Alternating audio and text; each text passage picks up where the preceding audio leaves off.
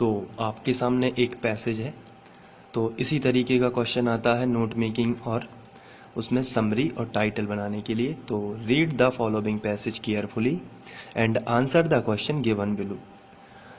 इसका मतलब ये होता है कि दिए गए पैसेज को बहुत ही ध्यान से पढ़िए, ध्यानपूर्वक पढ़िए और आंसर दीजिए क्वेश्चन का जो नीचे दिए गए हैं। तो ये क्वेश्चन से दिए गए हैं ए और बी में। तो ये क्वेश्चन तो हम लोगों को मालूम है क्योंकि हम बेसिकली वही पढ़ रहे हैं।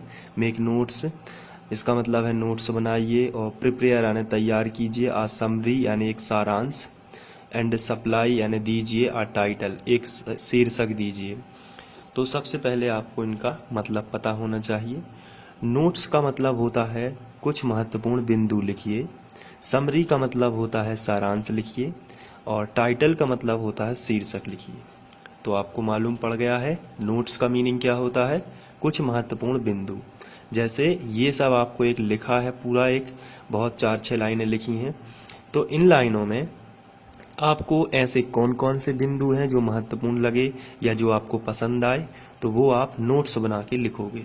उसके बाद ऐसी ये जो पूरा पैसेज लिखा हुआ है, ऐसा हो सकता है कि इस पूरे पैसेज को आप 2 लाइनों में ही लिख दो और पूरा मतलब आप सामने कर दो, उसे बोलते हैं समरी या सारांश। सारांश 2 शब्दों से मिलकर बना है, सारा प्लस अंश। तो उसका मतलब होता है कि आप पूरे पैसेज को कैसे शॉर्ट में लिख पाते हो, तो वो भी मैं आपको बताऊंगा और टाइटल किस तरीके से देना है वो भी मैं आपको बताऊंगा। तो सबसे पहले बात करेंगे नोट्स की।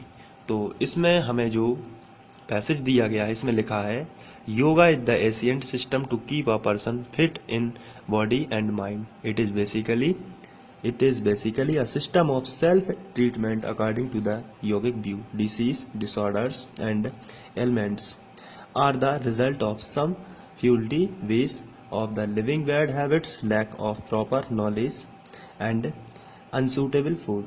The disease are thus the resultant state of short prolong। ये सब आपको पढ़ लेना है और जिन बच्चों को नहीं भी पढ़ना है तो भी वो नोट मेकिंग और समरी और टाइटल कर सकते हैं। इसकी बहुत ही शॉर्ट ट्रिक है।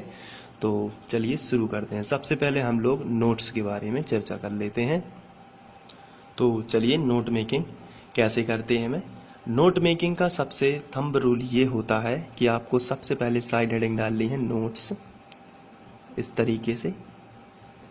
आपको पैसेज भी पढ़ने की ज़रूरत नहीं है, लेकिन कुछ केसेस में आप पैसेज भी पढ़ सकते हो क्योंकि वहाँ टाइटल अगर आप देते हैं तो उसमें।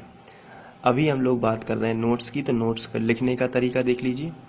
नोट्स में सबसे पहले आप, बहुत ही सिंपल है, आप यहाँ पर फर्स्ट पॉइंट डालेंगे और फर्स्ट पॉइंट में कोई एक लाइन लिखेंगे, कोई भी एक लाइन। चलिए पैसेज पर चलते हैं। जैसे यहाँ पर से कोई भी लाइन उठा लीजिए, पहले फुल स्टॉप से लेके यहाँ तक, yoga is the ancient system to keep a person fit in body and mind. ये वाली लाइन आपको अच्छी लगी तो ये लाइन आप उठा सकते हो। तो ये आपको पूरा का पूरा आप वहाँ जाके अपने नोट्स में लिख सकते हो। तो ये पहली लाइन योगा से लेके माइंड तक, तो ये योगा से लेके माइंड तक इस तरीके से आपको लिखना है। और सेकंड जो है, इसी तरीके से आपको जो भी लाइनें अच्छी लगती हैं उसमें से तो छोटी छोटी आपको लाइनें उठा लेनी हैं और 2, 3, 4 या 5 आपको नोट्स बना देने हैं। इस तरीके से उनमें लाइनें लिख देनी हैं। तो ये नोट्स इस तरीके से बनाए जा सकते हैं। इसका ये कहलाता है पहला तरीका। इसके बाद दूसरा तरीका ये होता है, ये थोड़ी इंटेलिजेंट स्टूडेंटों के लिए होता है, या यूं कहें कि जो ज़्यादा पैसेज को पढ़कर उससे समझ जाते हैं कि इसमें क्या लिखा है, जो इंग्लिश की हिंदी कर लेते हैं, उन स्टूडेंटों के लिए दूसरा तरीका भी है।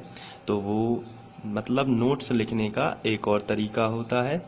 तो कुछ बच्चे इसी तरीके से करते हैं जैसे, और ये है, ये भी नोट्स लिखने का तरीका है। ये इजी तरीका होता है, लेकिन वो कुछ जो होते हैं लोग, उनको समझ में नहीं आ पाता है। तो चलिए देख लेते हैं कौन सा तरीका है। उसमें आपको फर्स्ट पॉइंट डालना होता है यहाँ पर, और फर्स्ट में कोई एक ऐसा शब्द लिखना होता है जो उससे रिलेटेड आपको नीचे लिखना है। जैसे यहाँ कोई भी, जैसे आपने लिख दिया योगा, जैसे हमारी जो पैसेज है वो योगा से संबंधित, तो आपने लिख दिया योगा। अब इसमें फर्स्ट पॉइंट फर्स्ट डाल के योगा से संबंधित आपने फर्स्ट पॉइंट 2 डाल के योगा से संबंधित बातें लिख दी उसी पैसेज में से। तो वही लाइन आप चाहें तो ये वाली लाइन की yoga is the ancient system of keep a person fit and body and mind, ये लिख सकते हो, ये लिख सकते हो। फिर इसके बाद आपने सेकंड डाला और कोई भी ऐसा वर्ड ले लिया जो उसमें आता है, और उसके बाद फिर आपने फर्स्ट पॉइंट सेकंड डाल के ये आपने लिख दिया। तो ये थोड़ा सा डिफ़िकल्ट तरीका होता है जो बहुत ही कम लोग करते हैं, लेकिन ये भी नोट्स लिखने का तरीका होता है। मेरी सलाह तो यही है कि नोट्स आप बहुत ही इजी तरीके से लिखें और 1 2 3 4 5 6 इसी तरीके से महत्वपूर्ण बिंदु बना के आप लिख दें, आपका गलत बिल्कुल भी नहीं माना जाएगा, क्योंकि नोट्स इस तरीके से भी लिखे जाते हैं और इस तरीके से भी लिखे जाते हैं। आपको जो भी पसंद हो आप वो तरीका अपना सकते हैं। इसके बाद हम लोग बात करेंगे समरी की। तो समरी में आपको एक पैसेज है, समरी बनाते समय आपको मैं एक सिंपल सी ट्रिक दे देता हूँ जो समरी के लिए बहुत काम आएगी। और ये जो ट्रिक होती है ये आपको समझ में आ जाएगी बहुत ही जल्दी, लेकिन समरी उस तरीके से बनाई नहीं जाती है। लेकिन जब आप पे बिल्कुल भी ना बन रहा हो समरी लिखते, तब आप इस तरीके का इस्तेमाल कर सकते हैं, क्योंकि मैं ये तरीका बहुत ही कमज़ोर स्टूडेंट जो होते हैं उनके लिए ज़्यादा बेस्ट होता है। वो इंग्लिश के पेपर में पास आसानी से हो जाते हैं, तो उनके लिए सिर्फ तरीका मालूम होना चाहिए, बाकी सब वो कर लेते हैं। तो यहाँ पे देख लीजिए समरी जो है उसके लिए आपको क्या करना है, ऊपर की एक आध लाइन या आधे से ज़्यादा लाइन आपको लिख लेना है, फिर बीच की एक आध लाइन या आधे से ज़्यादा लाइन, और यहाँ पर मतलब इस 6 अगर ये 6 लाइंस का है तो आपको उसे 3 या 2.5 लाइन में बना देना है, कहीं से भी लिख के ऊपर का। और ऊपर की 2 लाइनें आपने लिख दी, फिर बीच की 1 लाइन लिख दी और फिर नीचे की 1 लाइन लिख दी या 2 लाइन लिख दी, और इस हिसाब से आपने समरी क्रिएट कर दी।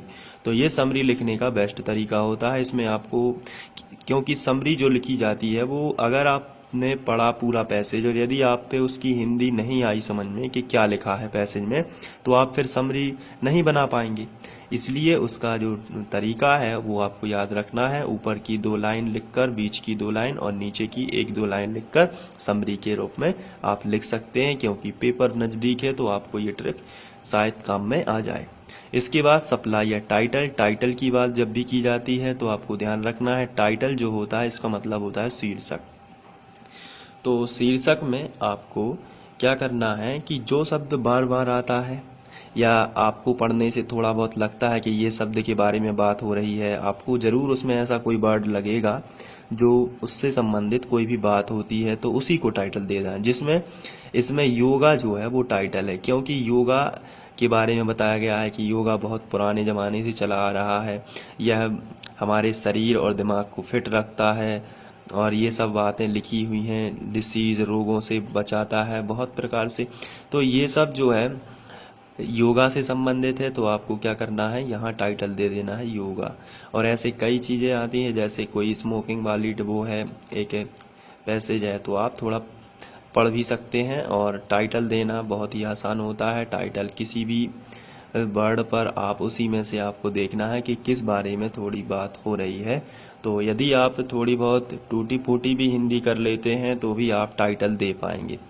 तो ये तो था make notes, summary and supply title. तो आशा करता हूँ कि आप लोगों की समझ में आ गया होगा। यदि फिर भी ना समझ में आया हो तो आप मुझे बता सकते हैं, मैं एक बार फिर से बता दूंगा। तो मेक नोट्स किस तरीके से बनाना है, आपको पॉइंटों में बनाना है 1 2 3 4 करके। समरी कैसे करनी है, ऊपर की 2 लाइन, बीच की 2 लाइन और नीचे की 1 आध लाइन लिख के समरी बना देना है, पूरे को नहीं लिखना होता है। जबकि टाइटल जो होता है उसमें से पूरा पैसेज होता है उसमें से कुछ एक आध वर्ड ऐसा ढूंढना है जो बार बार रिपीट हो रहा है या जिसके बारे में बात की जा रही है, वो आपको शीर्षक बना देना है। तो इस तरीके से हम लोग नोट्स और समरी और टाइटल बना सकते हैं। तो ये आपको समझ में आ गया होगा। इसके बाद हम लोग कुछ वॉइस जो हैं, कुछ इम्पोर्टेंट वॉइस जो आते रहते हैं उसके बारे में वीडियो लाने वाले हैं। तो आप लोगों को यदि वॉइस पसंद है या वॉइस सीखना चाहते हैं तो आप मुझे बताएं। साथ ही साथ बीच में मैं 9th के वीडियो भी डाल रहा हूं, उससे आपको कोई प्रॉब्लम नहीं होगी। आपके जो इम्पोर्टेंट वीडियो हैं वो सही समय पर ही आएंगे। 9th के वीडियो उन्हें आने दें, उसमें आप ये कमेंट मत कीजिए कि इनकी ज़रूरत नहीं है, क्योंकि 9th के बच्चों के लिए भी बहुत इम्पोर्टेंट है वो वीडियो। आपके वीडियो सही समय पर आएंगे, आपको उसमें कोई भी टेंशन नहीं लेनी है। आपको वो वीडियो नहीं देखना है जो 9th के हैं, आपको जो इम्पोर्टेंट लगे आपको वही देखना है। और आपके लिए भी मैं पूरा प्रयास कर रहा हूँ। वो 9th के वीडियो पहले से ही रिकॉर्ड हैं, तो वो सिर्फ मैं डालता ही हूँ। तो आप 9th के जो आपके छोटे भाई बहन हैं उनको बताएं, उनको अभी से पढ़ने के लिए बोलें। और आप जो हैं वो इस पर फोकस करें 10th पर। मैं आपके लिए जो इम्पोर्टेंट वीडियो बनते हैं वो सही समय पर आपके लिए लाऊंगा, तो आप बिल्कुल भी फिक्र ना करें। Thank you.